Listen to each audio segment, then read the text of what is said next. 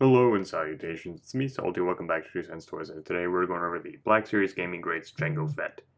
I had this pre-ordered at my local GameStop for the price of $22.99, I think is their going rate on Black Series, might be $25.99, because I think Gaming Greats is a little more expensive for them. Either way, we get Black Series at the top, Jango Fett, two blasters, Jango Fett here, picture, Bounty Hunter at the bottom, Gaming Greats logo right here. Top of the box is black with a plastic J-hook. Side of the box is a lighter blue than what's on camera, says Gaming Greats Jango Fett. Other side of the box has Jango and then Fett, and then Jango Fett here. Back of the box is same artwork with Bounty Hunter and a little bit of read-up. All that out of the way, I'm going to get them open, we'll go over articulation and all that kind of stuff. There will be no comparison because I never got the original Jango Fett, so that's all we got today. Starting out with Jango's blasters, which I thought were silver in the package, but turns out they have a little bit of a paint application. A little bit of a messy paint application, but a paint application nonetheless. There you go.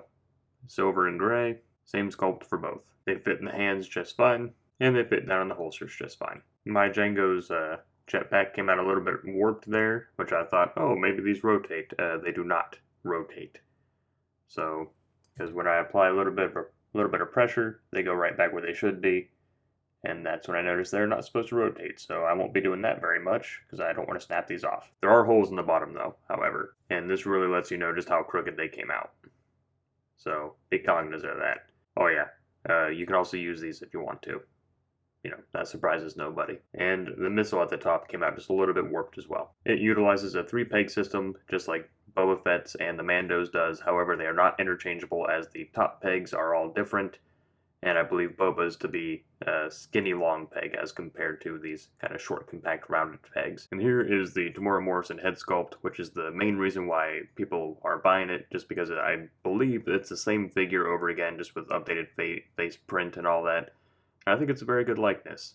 I know that the camera isn't doing it much justice, only because, you know, it's kind of got a lot of lights on it, and the closer you get to this stuff, the more blurry it gets.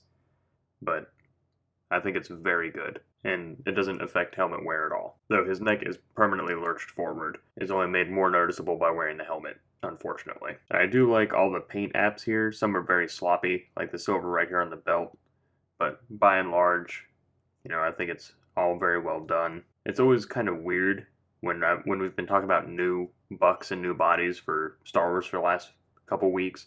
Whenever we go back to an old one, you can really see kind of the leaps and bounds that they've made in the last year or two. Speaking of, let's go ahead and go over articulation. He can look up that far, he can look down that far. Of course, side to side isn't affected, and he gets a little bit of tilt. Same articulation with the helmet on. He can look up that far, he can look down that far. Still gets side to side. It's not that he gets more tilt with the helmet on, it's that the helmet kind of shifts on top of the head, but it does give the illusion that there's more tilt with the helmet on. The shoulder can spin 360, though it does crash into the jetpack here. The shoulder pad goes inside of his shoulder to bring the shoulder up to almost a 90. We have a bicep swivel, but it's low on the arm. Single joint in the elbow comes up that far. Elbow swivel. The bracer is able to swivel, though it is affixed to this part of the arm, so I wouldn't spin it too far. We have wrist swivel, and despite being trigger hands, both hands hinge in and out on this figure. Between the length of his armor and his belt, the dumbbell here doesn't allow for much motion, being that that's all the further he leans forward, and that's all the further that he leans back. He does get side to side